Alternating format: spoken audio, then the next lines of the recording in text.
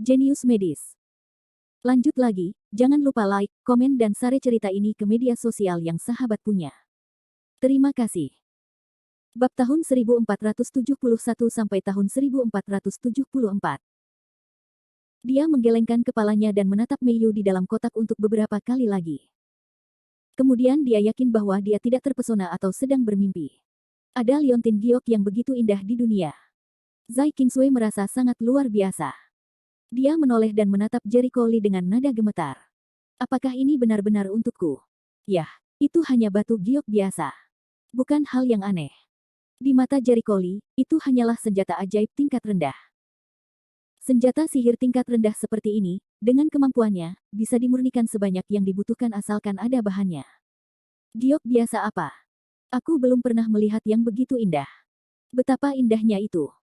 Mata Zai Qingsui dipenuhi bintang-bintang kecil, bersemangat hampir tidak jelas, tetapi batu giok ini pasti sangat mahal, bukan?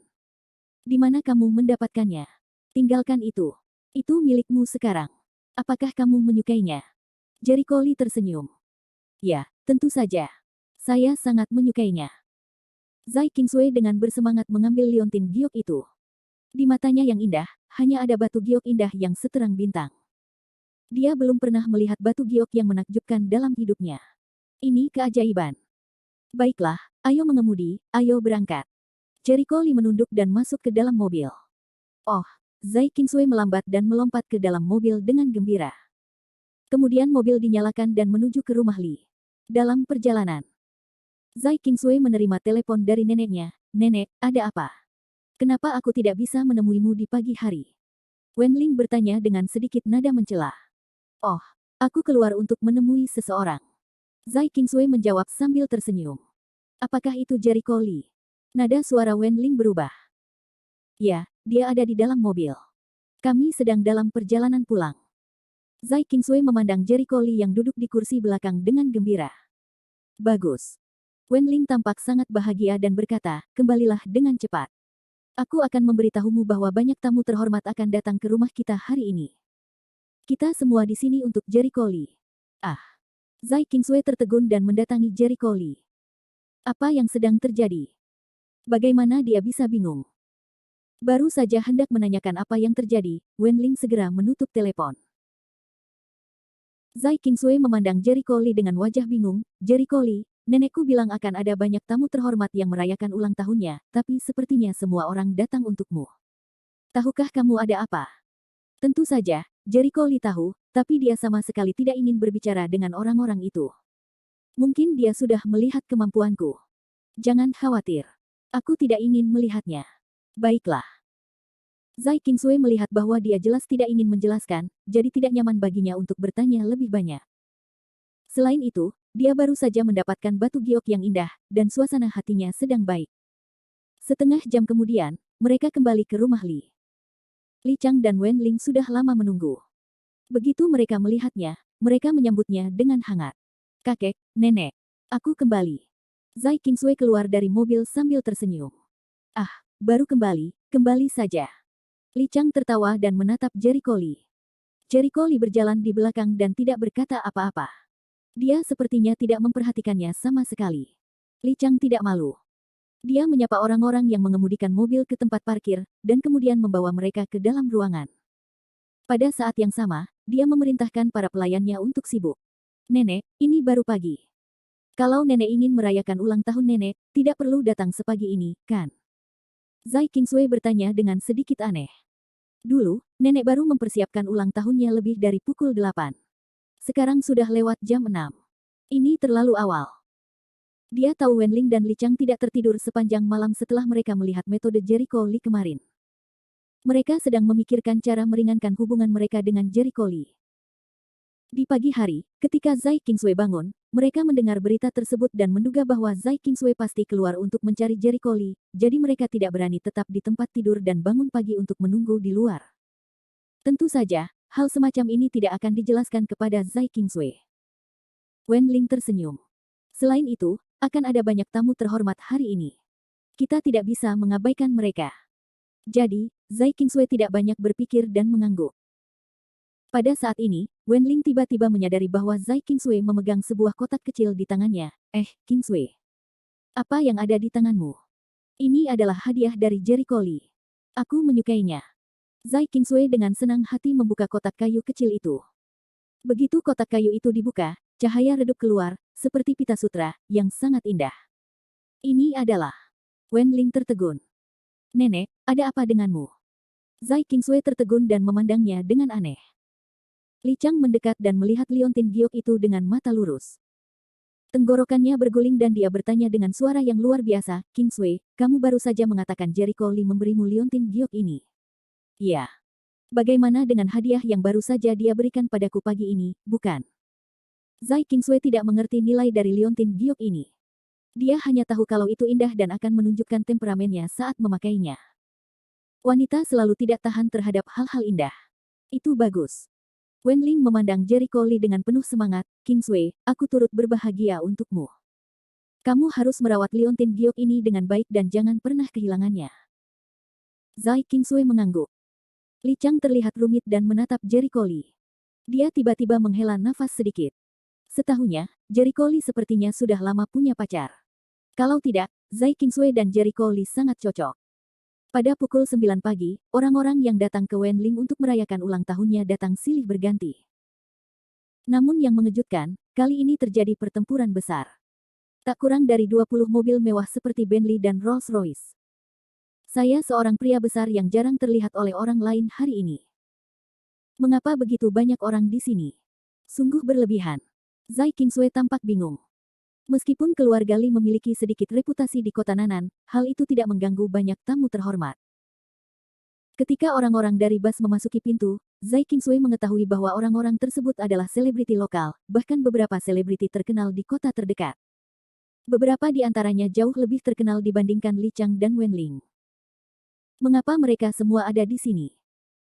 Zai Qingsui menunjuk ke beberapa dari mereka dan bertanya pada Li Chang dengan curiga, kakek, apakah keluarga Li pernah bertemu mereka sebelumnya?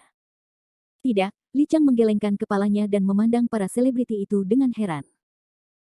Orang-orang itu semuanya adalah selebriti yang muncul di keluarga Chen kemarin. Mereka tidak memiliki kerjasama bisnis apapun dengan keluarga Li. Dan bagaimana mereka bisa datang? Zai Qingsui bingung.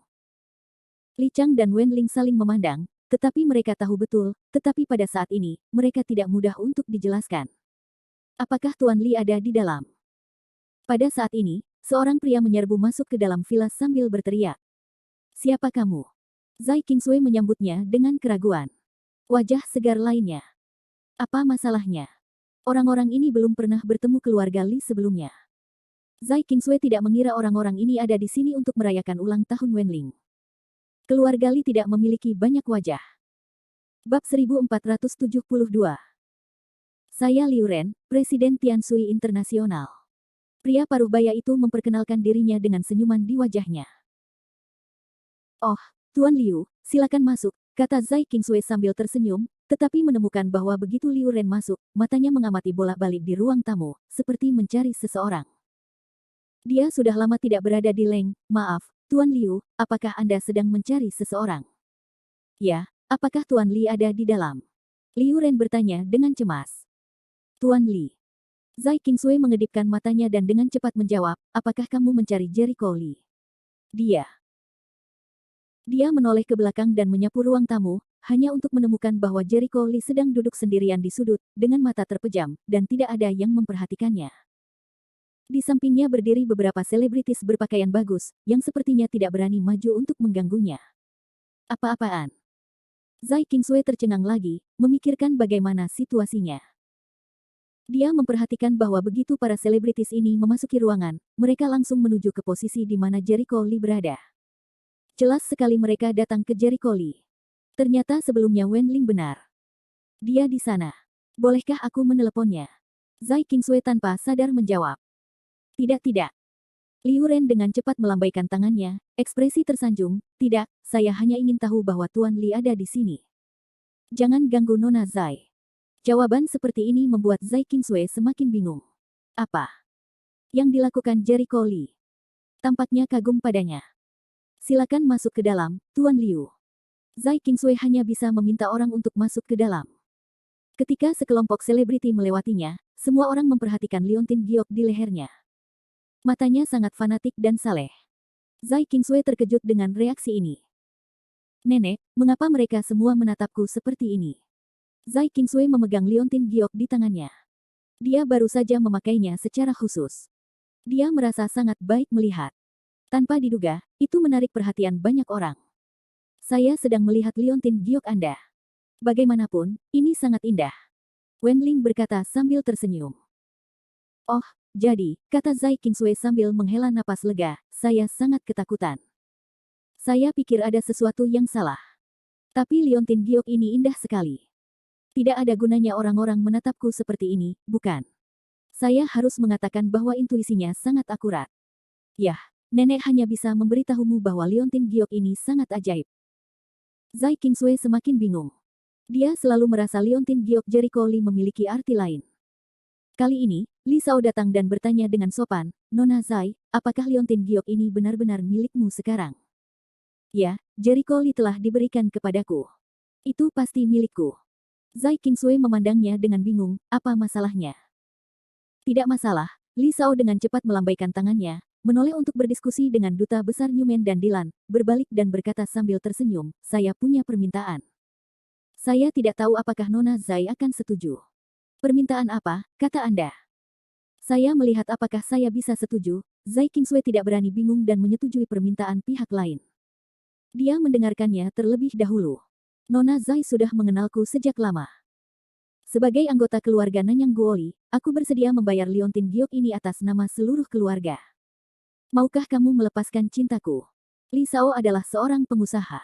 Ah. Zai Qingsui tercengang, beli. Ya, itu adalah harta yang tak ternilai harganya, sebanding atau jauh lebih berharga daripada harta lainnya di dunia. Nada bicara Li Sao terdengar fanatik. Zai Qingsui bingung. Meskipun liontin giok ini terlihat sangat berharga, mungkin tidak sebanding dengan harta langka itu, kan? Selain itu, ini adalah hadiah dari Jericho Li. Saya tidak akan menjualnya. Nona Zai, jangan terburu-buru untuk membuat keputusan. Anda sebaiknya membuat keputusan setelah mendengarkan harga saya. Li Sao menggelengkan kepalanya perlahan. Oh, baiklah, katamu, Zai Qingsui tidak menganggap liontin giok ini bernilai tinggi. Li Sao mengacungkan jarinya. 1 juta. Zai Qingsui mengedipkan matanya. Tidak mungkin membeli dengan harga ini. Tidak, yang saya bicarakan adalah 10 miliar. Li Sao menggelengkan kepalanya dengan lembut. Apa? Seluruh ruang tamu sunyi. Zai Qingsui juga membuka mulutnya lebar-lebar dan mati rasa seperti mentimun. Dia tidak percaya dengan apa yang dia dengar. Sekelompok tamu juga sangat terkejut dan menoleh. Meskipun beberapa dari mereka mampu membeli 10 miliar yuan, hanya sedikit dari mereka yang mau mengeluarkan uang sebanyak itu. Tentu saja mereka tahu bahwa liontin giok itu bernilai 10 miliar yuan. Zai Qingsui tampak kaget, aku ingat mahkota ratu. Ini bukan 10 miliar. Li Sao, apakah kamu bercanda? Dia pikir Li Sao pasti bercanda, 10 miliar itu sebanding dengan semua aset beberapa keluarga menengah. Maaf, Nona Zai. Saya tidak bercanda. Jika menurut Nona Zai harganya murah, dia bisa mendiskusikannya. Li Sao sepertinya kaya dan berkuasa. Terlihat dia sangat ingin membeli liontin giok ini. Wajah cantik Zai Qingsui sedikit merah. Dia tidak bisa menahan diri untuk tidak melihat Jericho Li di sudut.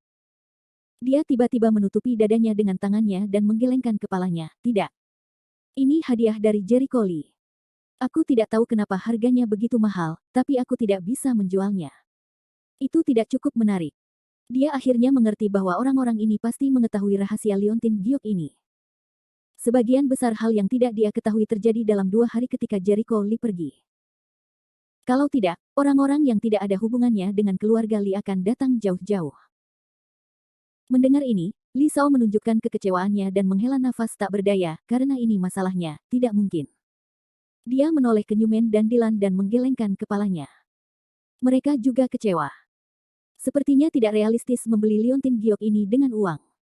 Menurutku juga begitu. Bagaimanapun juga, liontin giok ini luar biasa. Setiap orang yang memiliki hati mengetahui nilai dari liontin giok ini.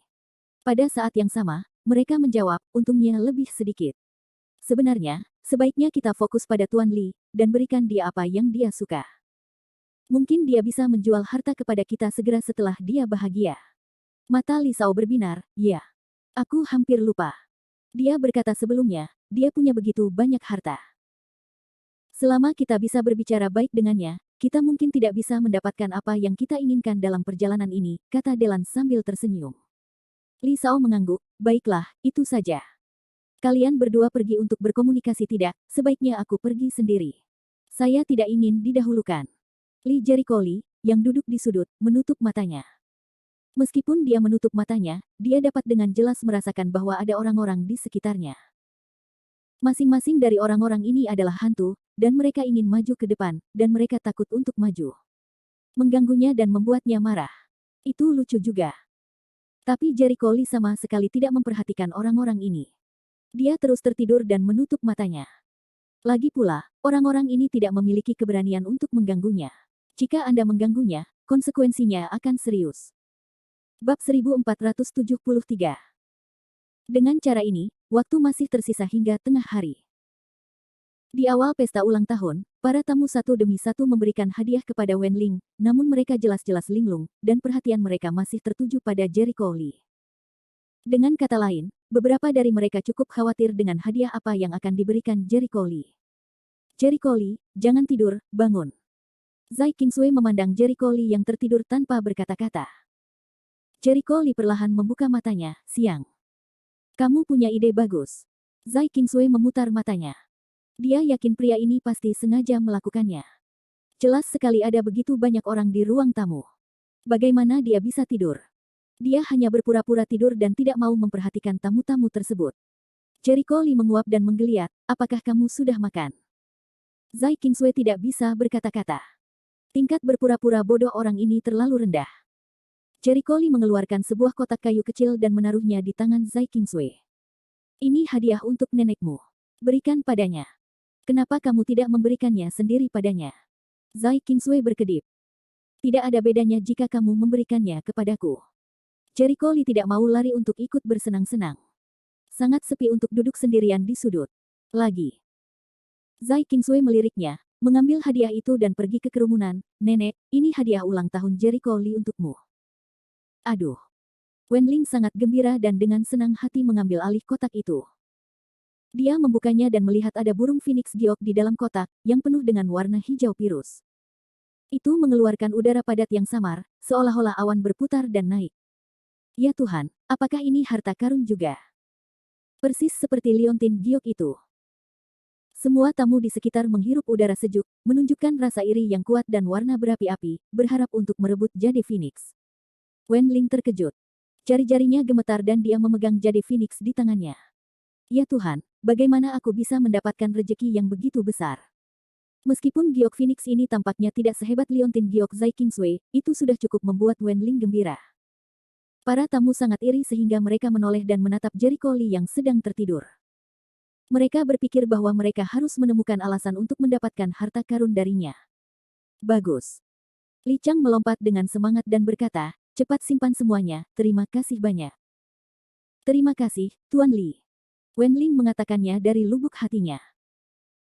Melihat kakek dan neneknya begitu bersemangat, Zai Qingsui tahu bahwa Phoenix Giok ini pasti merupakan harta karun yang mirip dengan liontin gioknya. Dia menatap kakeknya dengan ekspresi iri, memikirkannya dan berlari ke arah Jericho Lee. Jericho Lee. Ada apa? Jericho Lee membuka matanya. Apakah kamu memiliki batu giok itu? Zai Qingsui berkata dengan suara lembut, saya akan meminta sepotong untuk kakek saya. Ini tidak terlalu bagus. Ini biasa saja. Saya tahu Anda pasti punya banyak, oke.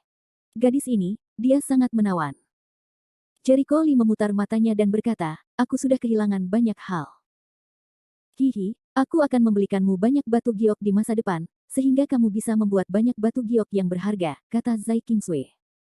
Tidak marah berarti segala sesuatunya bisa diselesaikan. Jericho Lee dengan marah mengeluarkan 7 atau 8 kotak kayu dari ring penyimpanan. Ini, ada 2 potong untuk Zai Sui dan Bibi. Kamu bisa memberikan sisanya atau menyimpannya. AC. Rong Biao, khususnya, kelopak matanya melonjak liar. Dia pikir akan sangat sulit bagi Jericho Lee untuk mengambil sepotong harta karun, tetapi Jericho Lee punya 7 atau 8. Nima, apakah ini masih manusia?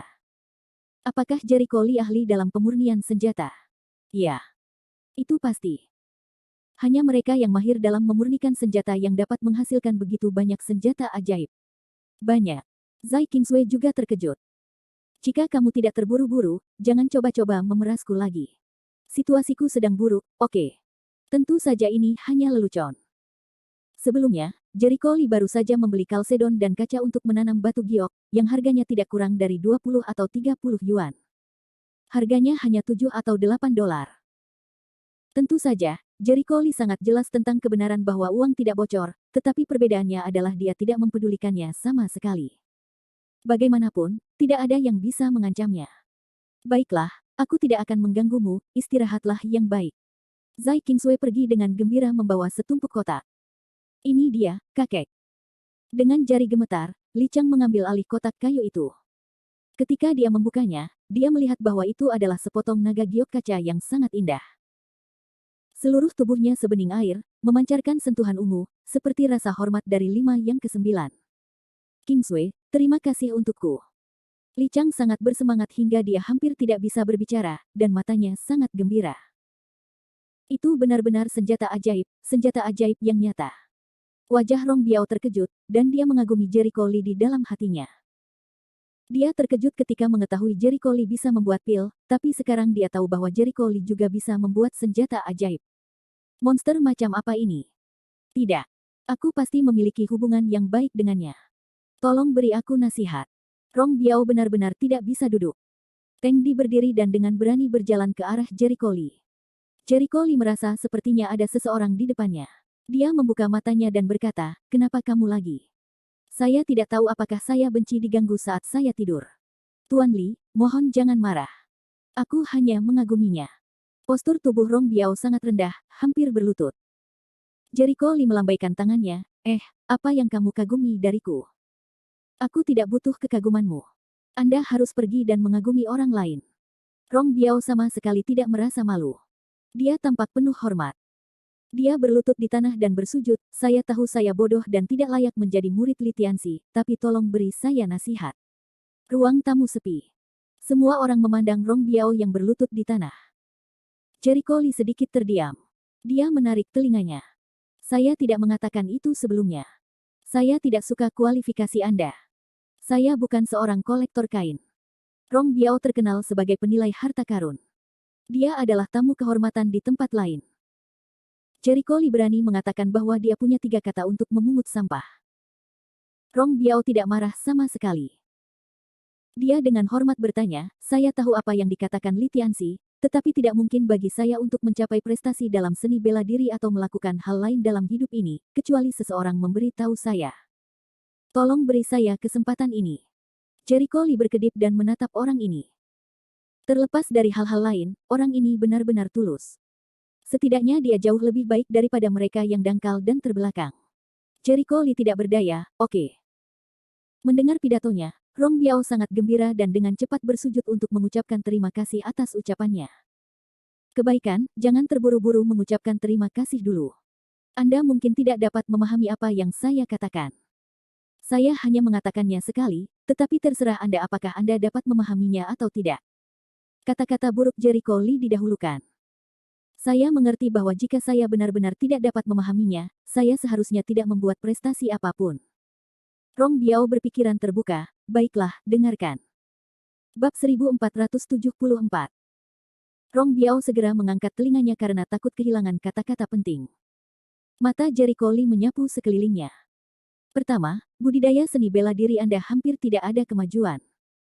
Tetapi jika Anda dapat memulai dari latihan dasar lagi, bekerja sama dengan latihan intensitas tinggi, dan membuat rencana latihan yang lengkap, Anda mungkin tidak dapat menerobos seni bela diri lagi. Titik petik 2. Kedua, Jianbao selalu merupakan jalan. Tidak peduli seberapa luas pengetahuan Anda, tidak peduli berapa banyak rahasia yang Anda ketahui. Jika Anda tidak berdiri cukup tinggi, apa yang dapat Anda lihat hanyalah sepertiga hektar di depan. Dari kamu. Hanya dengan kekuatan yang cukup kamu dapat melihat lebih jauh, dan orang-orang di tingkat yang berbeda melihat dunia yang berbeda. Ketiga, tidak semua orang pandai dalam bidang alkimia dan peralatan pemurnian. Dalam kondisi Anda, peralatan alkimia dan pemurnian ditakdirkan untuk dipisahkan dari Anda. tetapi Anda masih memiliki sedikit visi. Jika Anda mempelajari keterampilan organisasi dan berspesialisasi dalam bidang ini, bukan tidak mungkin untuk mencapai sesuatu. Tentu saja, teknik mekanisme tidak mudah untuk dipelajari, perlu banyak ketekunan. Setelah itu, Rong Biao melakukan kotau beberapa kepala. Terima kasih atas nasihatmu. Aku tidak bisa membalas kebaikanmu. Dia bangkit dan pergi sambil berpikir. Harus dikatakan bahwa perkataan Jericho Lee membuatnya tiba-tiba tercerahkan. Jianbao hanyalah sebuah jalan. Jika Anda tidak memiliki kekuatan yang cukup, Anda akan melihat dunia yang sempit. Hanya ketika kita cukup kuat kita dapat melihat lebih jauh. Kata-kata yang mencerahkan membuat Rong Biao merasa seperti berada di puncak pikirannya. Selain itu, Jericho Lee juga mengatakan bahwa dirinya bisa berspesialisasi dalam mekanisme. Sejujurnya, dia sama terkejutnya dengan dia. Dia tahu sesuatu tentang keterampilan mekanisme, hanya dari beberapa buku kuno, tapi dia tidak pernah menyebutkan rahasia ini kepada siapapun. Tapi Jericho Lee menatapnya dan menunjukkan arahnya. Wawasan ini saja sudah cukup untuk meyakinkan Rong Biao. Ruang tamu sepi. Ketika Anda melihat Rong Biao dipanggil, Anda tidak bisa duduk. Beberapa orang maju dengan berani, tetapi Jericho Lee mengabaikan mereka. Aku bercanda. Dia memberi nasihat pada Rong Biao, hanya untuk memastikan bahwa orang ini baik-baik saja dan cukup tulus. Adapun orang-orang ini, yang suka menelepon.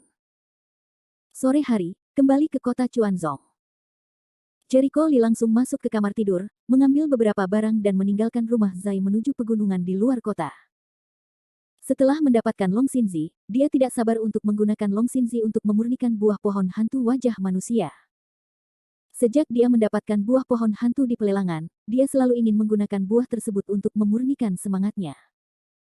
Bagi seorang kesatria, jika tubuh fisik adalah sumber kekuatan, maka ruh adalah akar dari kesatria. Pada masa budidaya selanjutnya, peran ruh akan semakin penting. Setelah memasuki level guru surgawi, Jericho Lee punya ide unik. Dia menggabungkan tripod ilahi dengan ramuan emas dalam hidupnya sendiri, dan menambahkan kekuatan kesadaran ilahi. Dapat dikatakan bahwa semangatnya dilahirkan untuk lebih kuat dari seni bela diri lainnya, dan lebih defensif dari seni bela diri lainnya. Tentu saja Jericho Lee berharap semangatnya bisa semakin bertenaga.